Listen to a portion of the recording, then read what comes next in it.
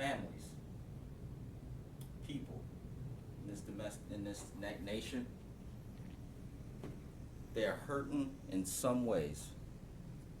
Okay, whether it be by money, whether it be by food, whether it be because of a storm or some emergency. All right.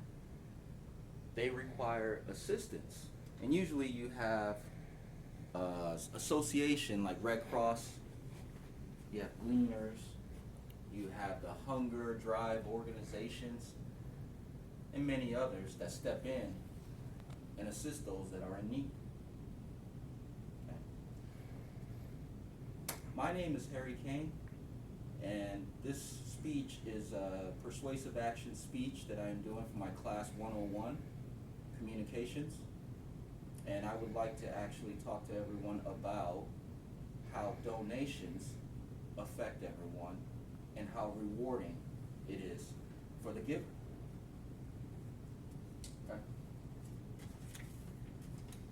The Department of Agriculture and Environmental Protection agencies, they disclose an alarming statistics. All right, seniors are forced to choose between buying food and buying medicine. Okay. According to the Associations of American Retired Persons, 9 million people in this nation are actually faced with that situation. 9 million, that's a huge number. Have to choose between food and medication. Parents are forced to go hungry so their children have food.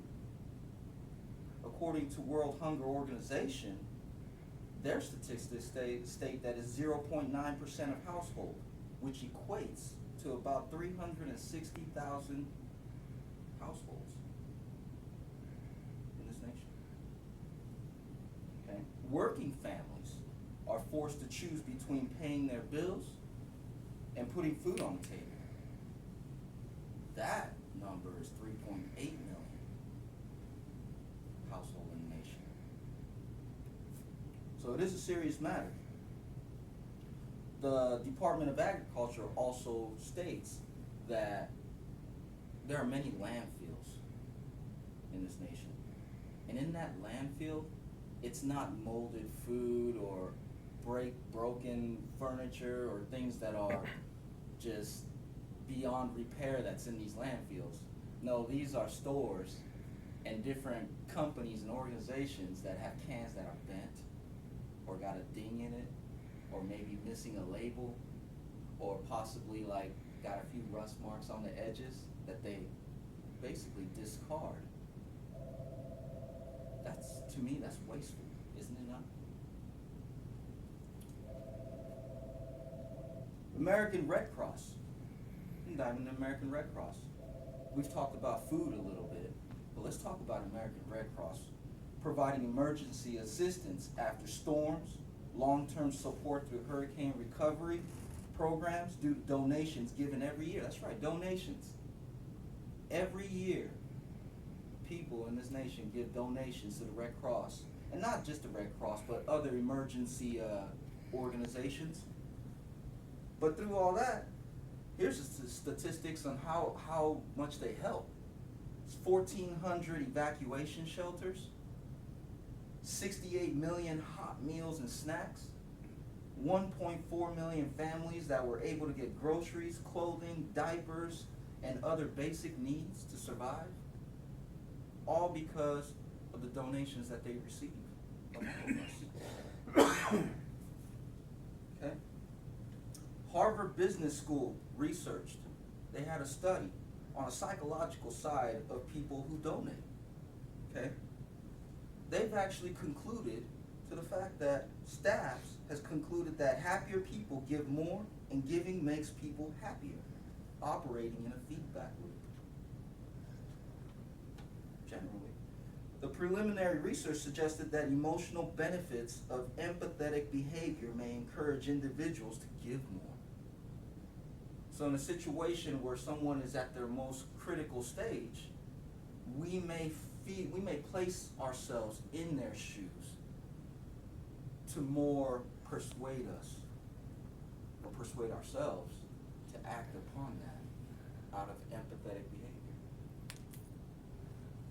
You know, when we give donations, it's not all about just charity. It's about giving, but at the same time, there's perks as well for also giving. When it comes down to food, I mean, you give food, but that's the good feeling of giving. When you give furniture, that's just sitting in the corner somewhere growing dust, whatever, whatnot, but still usable, that's somebody else in need that doesn't even have that, that's sitting on the ground. Money donated for charity purposes are tax deductible, including travel costs, parking costs, and event fees related to a nonprofit group. Sacrificing time, finance, or property in order to help others in need can give us a sense of purpose in life and self-gratification. We tend to research issues connected to the organization that we would like to donate to. We don't just look at a piece of paper or anything like that and say, hey, you know what, that sounds like a really cool name, let me donate to it. No, what we do is we tend to get a list and we have a general idea on who we would like to donate to and to what cause. So when we actually do our research to that, you gain knowledge. You gain knowledge and become more educated, and as you are educated, your eyes are more open to how society is. Your vision is more wider because of that. And actually, it would motivate ourselves to actually talk to our peers, our friends, to spread the word, spread the news, maybe even persuade them to join in on the cause that could help our nation.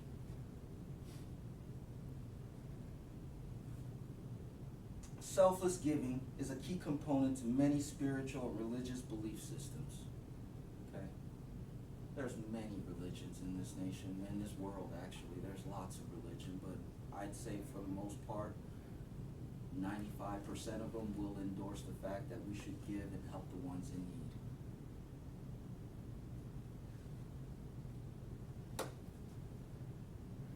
I believe that donations, giving, charity is a positive aspect. It's a positive thing for the ones that are receiving, but just as much for the giver.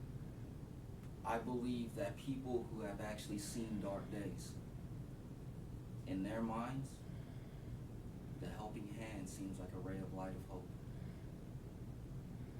So, I encourage everyone to donate and help the ones in need.